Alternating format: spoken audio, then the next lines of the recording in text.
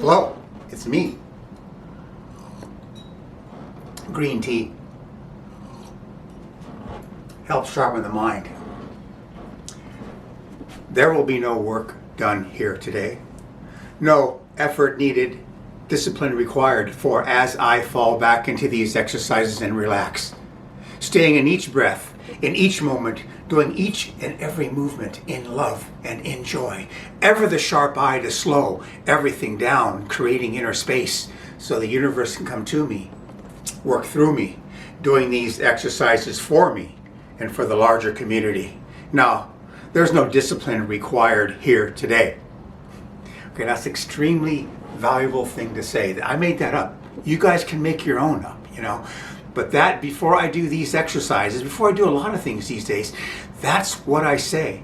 And it is a wonderful path to getting a sense of non-effort. Okay, this is all going to lead to a sense of non-soul doership, where in any activity, you're not the sole doer any longer. Okay, you step into the flow of the flow where the universe wants to take us, and you became a member of that flow, and that flow carries you through into your doingness. And assuming you're going to be doing the things the universe wants you to do, us to do, humanity to do, all of us to do. Okay, so you're not the sole. Stop thinking of yourself as the sole doer. You're a member of the flow that the universe wants to take us in the direction the universe wants to take us. Okay, that's high end. This is high end spiritual, Indian spiritual philosophy. Okay, sense of non-doership.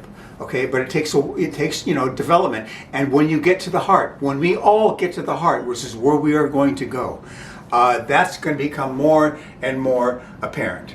Okay, so that statement is a wonderful, wonderful tool to lead into either meditation or pranayamic breathing or energization or stretching or exercise or anything.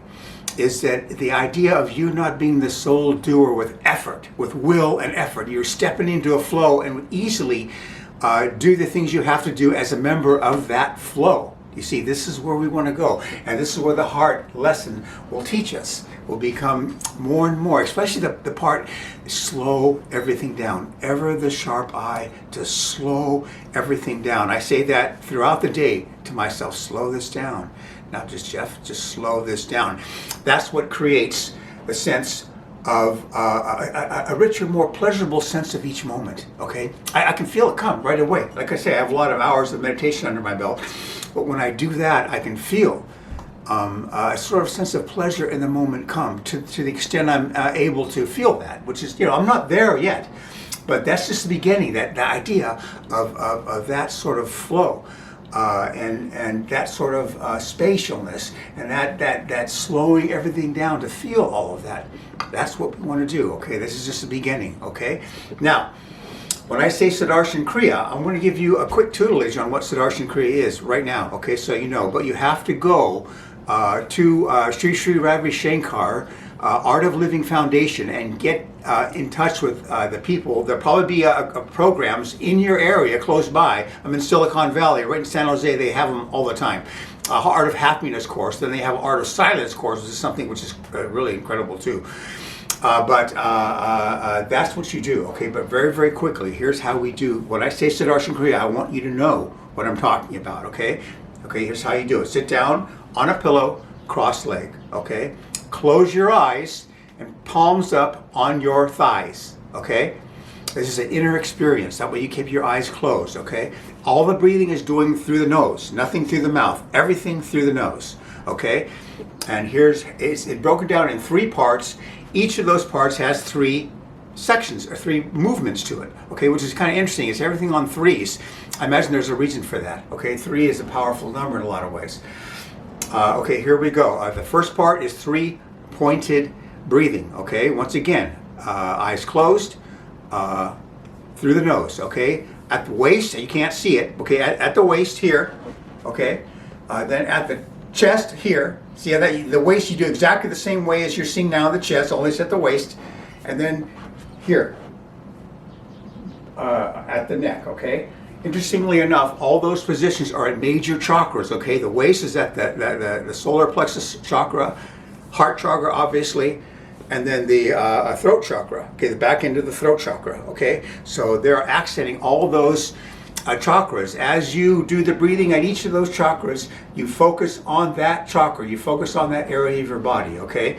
Okay, here's how it's done. Through the nose, eyes closed, in for breath of 4, hold for 4, then drop it for 6. Okay, it's all ujjayi breath. Okay, ujjayi breath is you create a texture through running the air through the larynx or your vocal cords, and it has sort of a texture to it. Here's what it sounds like.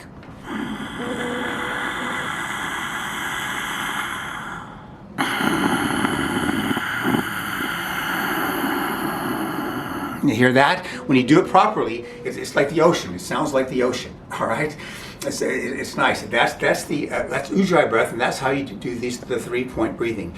In for 4, 8 to 10 on the hips. 8 to 10. In for 4, hold for 4, out for 6, and then count 2, and then do it again. 8 to 9 times, 10 times, right around there. Every time I do this, I start with filling my legs. I start very, very well, filling my lungs up in that 4 count as much as I can, and then drop it, let it flow out. Each one I do, I fill up those lungs a little bit more. That way, then the last 3, I'm doing almost in an excellent fashion. Okay, get those lungs completely full, and count for 4, and then let out for 6. Okay, all through the nose. Okay, then you do it at the heart chakra, the chest here. Same thing. Hold for 4, out for 6. On the out for 6, you got to catch the breath a little bit in that ujjayi. You got to hold it out, otherwise it's going to fall out too quickly. You won't get that count to 6. Okay, the whole idea is to expel completely, so make sure you do that also.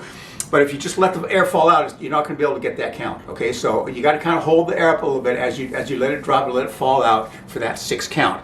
And then the same here, right here. This is the third position is right here. Okay, same thing. Oh wait, no, it's 2 less. So it's 6 to 8. For some reason, it's 6 to 8 rather than 8 to 10. Okay, I do probably 9 and 7. I do a certain amount, then I stop counting, and the last 3 or 4 I do in excellent fashion. Okay, and that's what I recommend you do too. That's the first part of it. Okay, that's the 3-pointed breathing. Anything else I want to say on that? No, that's the first part. Then the second part is Bhastrika. Okay, they call it Bhastrika. It's like this. You shoot your arms up and you open your hands.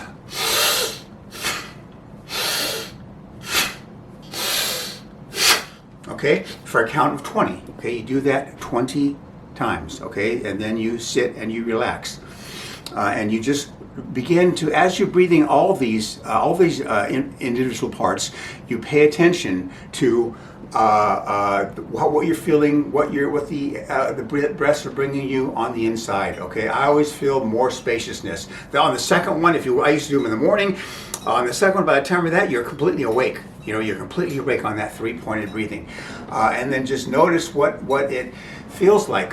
When I first started doing these, on that first Bhastrika, 20 count, now all through the nose, first Bhastrika, I would get, when I was done, I would get a sense of euphoria, a bona fide sense of self-effort created in a non-effort way. Euphoria. Okay, it's a wonderful feeling. You burst through the problems of the mind, and you sit in a very pristine sort of state, both the first and second. I don't experience that so much anymore, which is, exactly why, but I do experience the lure of these is you're going somewhere, you're making an inner journey, and you pay attention keep your eyes shut and you pay attention to that inner journey. The inner journey of lightness and spaciousness, inner spaciousness, okay? That's what you're after. You're getting a sense of in the moment spaciousness, okay? That's what you're after. That's the Bhastrika. 3 times, 3 rounds, 20 up, down. Is dramatic what you feel when you're done with those, especially if you're doing them correctly. Then you say 3 times. Okay, you sit there and I relax in between. Okay, and then when you're ready,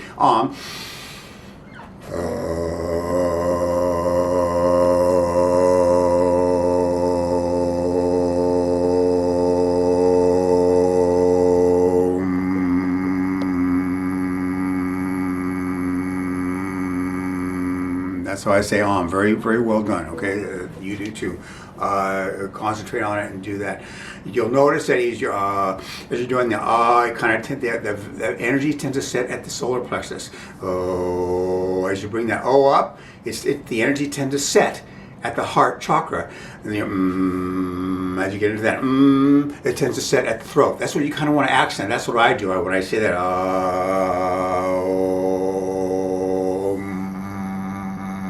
You kind of move that up that spine, okay? And then, so you say that 3 times, and then you take one big, long Ujjayi breath all the way in on the nose, all the way out, and then you start rhythmic breathing. This is actually the Sudarshan Kriya. Right now is termed, it's the 3-pointed bringing, the Bhastrika, and the Sudarshan Kriya. It's just a rhythmic breathing, that's all. First, long breaths through the nose.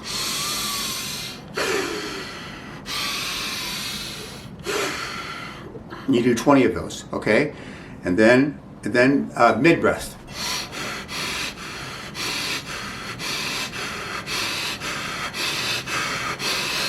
You do 40 of those, and then a quick breath.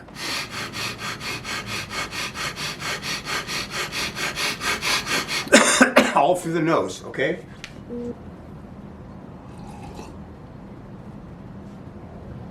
All through the nose, okay? You do 20, 40, and 40, and then you go back to the 20. 3 rounds of that breathing, 20, 40, and 40. 20 on the long breath, 40 on the medium breath, 40 on the quick breaths, okay, the quicker breaths. Now, this is what I had found. Generally, they say, the Guru himself said 10 minutes, you need 10 minutes of that Sudarshan Kriya to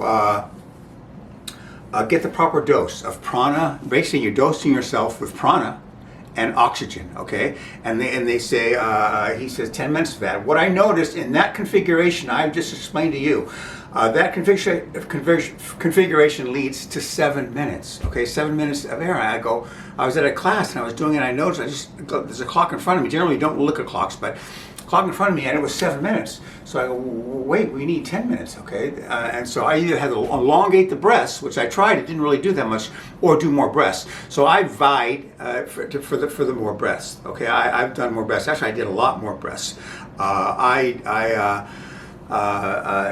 Actually, when I was up after I did these 5 in conjunction, these 5, the stretching, meditation, swimming, energization, Sudarshan Kriya, meditation again. As I did those, I found that a sense of heightened sense, a sense of, you fall into a sense of non-effort after all those. We'll go into those in a minute too. So by the time I got to the Sudarshan Kriya down there in my little area, in that mountain area right next to a creek, I was in a state of non-effort right then and there. That's what began to teach me about non-effort, that right there. So I began to increase my breaths. I went to 30 on the long breaths.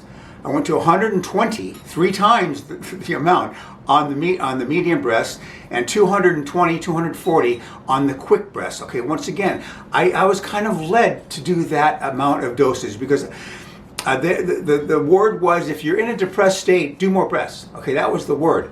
So that's what I began to do. And I didn't necessarily make that decision. I was just sort of led there to say, and it sort of just came to me, just do these amount of breaths. So for a long time, I don't do those that long anymore, but I do them more than the 20, 40, and 40. I was sort of led to do that. It was as if the decision was decided for me, like somebody saying, Jeff, you're going to have to do more if you want to get the maximum, especially what you're looking for, which is pulling yourself out of that big hole that you are in. That's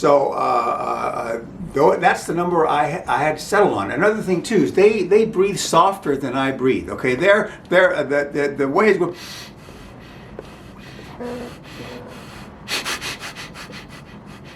But I do a lot. I go the mid, the fast. Okay, I do it more. I do more intensely. That's what I do. That's not their teaching, and that's why you have to go to them to learn to do that. But I do a little bit more dramatic breathing because I just want that oxygen and prana moving in and out of my lungs. Okay, that's why I do it. It just felt like that's what I should do, and that's what I do. But that's not what you should do. Okay, you learn them, and you learn how they teach you, which is a bit of a softer, more quiet sort of a breath. Okay, that's okay. Now that, in a nutshell, is Sudarshan Kriya. It is a wonderful, wonderful thing to have in your pocket as we move forward here. Okay, it is an excellent exercise. Excellent pranayama exercise, yields great results, and do it for 30 days. They're saying now, it was for me 90 days. Remember, they're saying 30 days. Do it 30 days in a row, and you'll tend to kind of fall into the rhythm of it, and you won't resist it quite so much as you do early on, because there's a sense of resistance to the breath. You get to feel a little suffocated, a little uncomfortable. All these things in the beginning, tingling on your skin as you wake up your body. Okay, and so that's what they're recommending now. 30 days straight. Do them. I do. It's not that hard, you guys. You're going to have to lay down something to get to where we want to go. This is one area in which you can do that. Do I know that it's required to get to the heart where we're all headed? I don't know that for a fact, but I know that anything you can do to slowly increase your vibration, slowly get out of that sort of matted consciousness that we're all suffering from, thick, gooey, kind of can't get to life. Anything you do to begin to alleviate that is going to help you clean that head up and get to that, fall to that heart with that new energization and that new expansion of that happens when you get to that heart-centered reality, which is where we're headed. Now, the 5 in conjunction. When I did, I would get up at 4, like I said. I would stretch. You're releasing energy when you stretch, so when you do it properly, okay? As you meditate for an hour, you're modulating that energy you've just released, all right? Go down into swimming. Your swimming has always lended me energy. It didn't take energy away, especially for that short burst of 35 minutes. Now, I used to swim for an hour and 20 minutes. You kind of get a little bit wasted, but for that 35 minutes, a quick workout like that, it gives you energy. Not only does it give you energy, swimming itself tends to balance the hemispheres of your brain for a while. The right brain, left brain. As you go through that, that's what it tends to do. So it tends to give you a sense of calm energy. Often after a high school swimming workout, I would feel the best I felt all day. I was going, why can't I feel this confident and this relaxed and this natural during the day? Because you know how you are when you're 15, 16, 17, you're full of angst and doubt and fears and anxiety and all kinds of stuff that, you tend to flow in and out of, and that's why I'm so mad. These years in your life, the 13, 14, 15, 16, 17, 18, 19, should be some of the finest years of your life, because it's before you get into the working world and get into all that sort of stuff. And you're a little free, and you should be enjoying life to the fullest. But then there's all these angst qualities that come with teenagerism, and it's throughout the galaxy, from what I can understand. Everybody understands those teen years as a moment of madness. Even the enlightened tell us. The Lurians and Telos say that same thing. They understand it still. At their high 5D consciousness, they still recognize it as a madness, teen years, which is a shame, because it should be a fun in that, and it can be fun, and it is fun in certain days, on certain trips, on certain this and that. It can be fun, but there's so much angst involved. It's just one of those little things that wish it could work out just a little bit better. You understand that? So that's what I have also added other things to this as I do them. Right now, I go up to above the lake, and I sit there and I do these, and it takes me an hour and 20 minutes, hour 10 minutes to do this, which is only really 35 minutes worth of breathing, really, including the waiting in between the breathing, and I fall back into and I relax into them. Okay, and it's a joyous pleasure. Sometimes I can't wait to get up there, because I'm taking myself on a natural high. Basically, that's what you're doing, and it's when you get to this level of familiarity with this exercise, it gets very, very nice, and it's a wonderful tool, like I say, to have in your pack. As I do the swimming, and then I get up there and do the energization exercises. once again, that energization, that says what they are. You're drawing with different way of tensing muscles. You're drawing in energy from the universe. I'll explain to you one time. Well, that's more difficult to do, but they're a wonderful tool too. Energization. Then I go down there and do the Kriya. About that time, and even into energization, I'm getting into a no effort zone. Okay, I'm not really doing things effortfully anymore. Once again, I'm not the sole doer, right? I'm a member of this world, a member of humanity, doing what the universe wants me to do. Okay, so you enter into a flow, and you let that flow carry you across. Okay, that's what it is all about. And then the last meditation was really quite nice. It's really after you do, you'll see the quality. I recommend meditating after you do the Kriya. You'll see the quality of this exercise in the meditation you have after it's over. Okay, it's your meditation is going to be much more profound. It's going to be deeper. Your mind is going to shut up. Naturally, the breathing shuts your mind up because you're now in the moment and you're beyond your mind in a way. So your mind isn't chattering away. You're very quiet. As I meditate, I'll explain to you what meditation is too later on soon. I concentrate, generally speaking, at the third eye, up like that, looking at my third eye. As I'm looking up, it gets very quiet and very wonderful. And the quality that you get from these from this Sudarshan Kriya is going to be apparent when you begin to meditate. I meditate for an hour after I've done, not quite sometimes. The meditation is so qualitative. If you can do 25 minutes of meditation after this Kriya, it's like 45 minutes normally, okay? Because that's how intense it is. You're more able to fall into that meditative state because you're cleaned out because of this breathing. Do you see how wonderful that truly is? So. That